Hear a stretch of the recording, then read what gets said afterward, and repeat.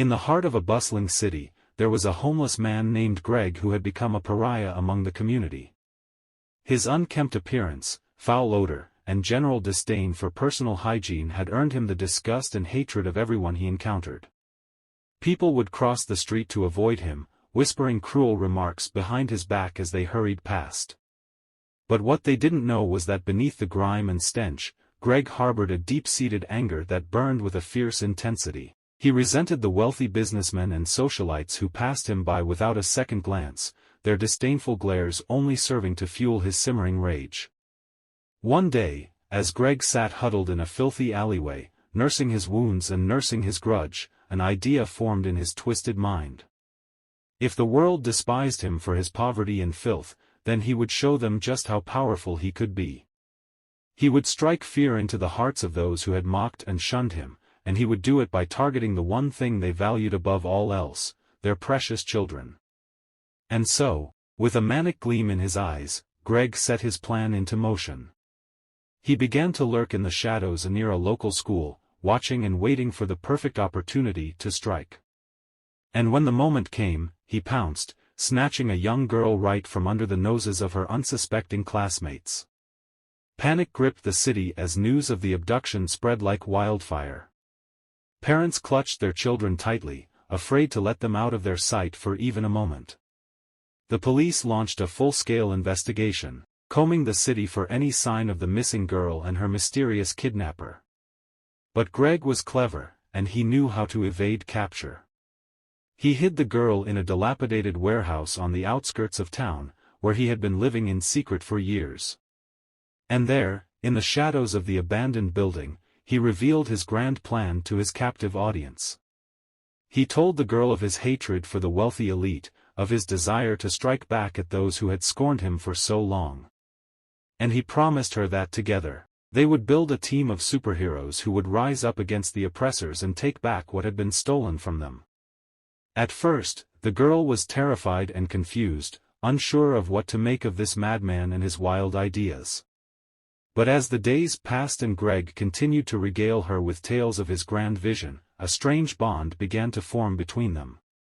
She saw a flicker of humanity beneath his grimy exterior, a spark of passion and determination that she couldn't ignore.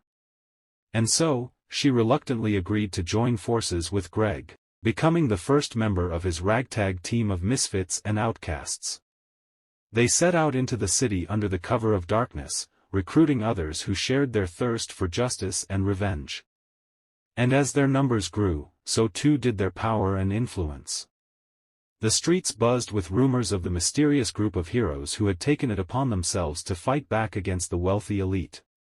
They called themselves the Dirty Dozen, a name that struck fear into the hearts of the city's millionaires and socialites. And soon, their exploits became the stuff of legend. They would swoop down upon lavish galas and dinner parties, crashing through windows and vaulting over tables in a whirlwind of chaos and destruction. They would fight with reckless abandon, taking down their targets with a ferocity that left a trail of broken bodies and shattered dreams in their wake. But amidst the chaos and carnage, Greg began to realize that his thirst for revenge was never-ending. No matter how many mansions they raided or bank vaults they plundered, he could never quite quench the burning anger that consumed him from within. And so, one fateful night, as the Dirty Dozen prepared to launch their most daring heist yet, Greg made a decision that would change the course of their lives forever. With a heavy heart and a tear in his eye, he turned to his team and revealed his true intentions. He confessed that his rage and bitterness had blinded him to the suffering he had caused, not just to the wealthy elite, but to the innocent people caught in the crossfire of his vendetta. And he swore that from that day forward, he would use his powers for good, to protect the city and its citizens from the very darkness that had consumed him. And so, the Dirty Dozen became an unlikely force for justice and redemption. They traded their masks and weapons for capes and crests, becoming the city's very own band of superheroes. And as they soared through the skies, righting wrongs and fighting for the downtrodden, they found a peace and purpose that had eluded them for so long. And Greg, once the most feared and hated man in the city, became its greatest champion and protector. He had found his place in the world, not as a villain or a monster, but as a hero with a heart of gold and a soul redeemed. And in the end, it was his love for the city and its people that saved him from the darkness that threatened to consume him whole. Jimmy was born into this world with a rare genetic disease that slowly ate away at his body, causing him to suffer from excruciating pain on a daily basis. His parents, who were both struggling with their own health issues, could barely afford his medical expenses and had to work long hours just to make ends meet. As a result, Jimmy spent most of his childhood confined to a hospital bed, only able to watch the world pass him by through the small window in his room. He longed to join other kids his age in playing outside and experiencing the joys of childhood, but his condition wouldn't allow it. As he grew older, Jimmy became resentful of his situation. He couldn't understand why he had to suffer while others got to live normal lives. His anger and frustration turned into hatred towards the world and everyone around him. He withdrew into himself and pushed away anyone who tried to help him. At the age of 14, Jimmy was dealt another blow when his parents passed away in a car accident. He was left alone in this cruel world, with no one to turn to and no one to understand his pain.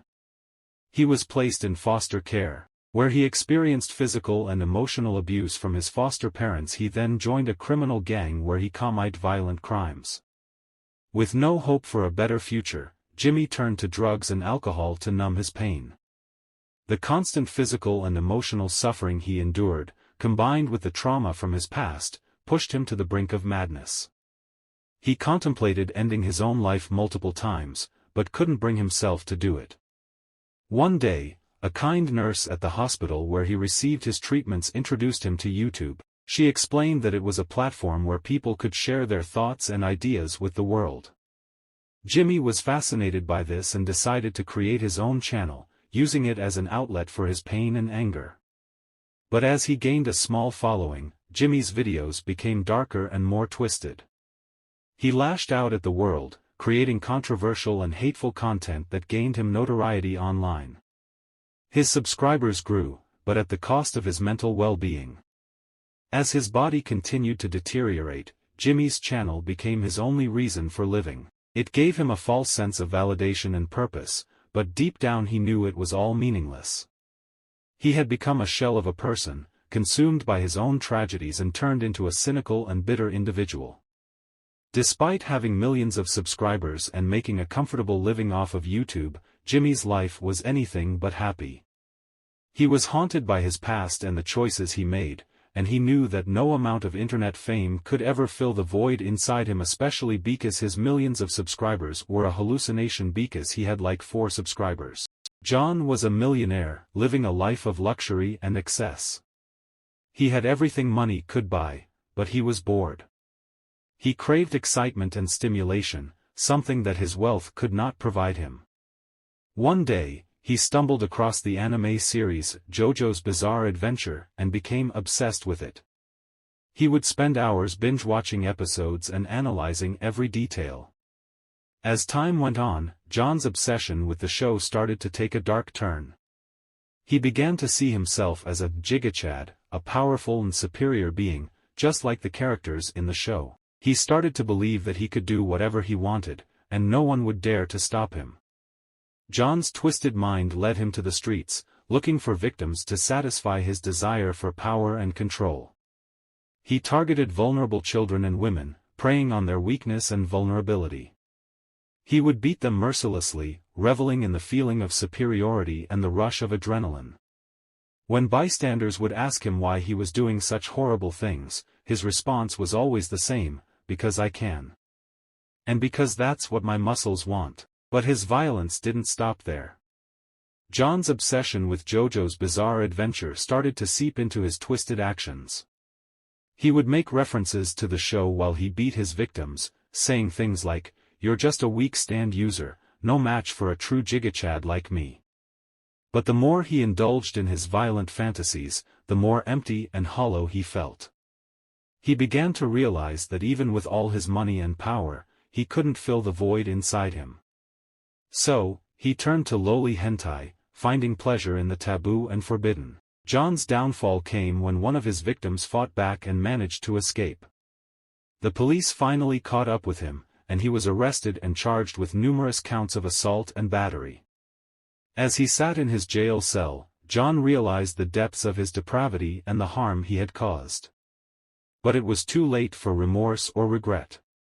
He was sentenced to life in prison, doomed to spend his days behind bars, reliving his twisted fantasies and regrets. But even in prison, John couldn't escape his love for JoJo's Bizarre Adventure. He would often quote lines from the show, but this time, it was a poignant reminder of his downfall.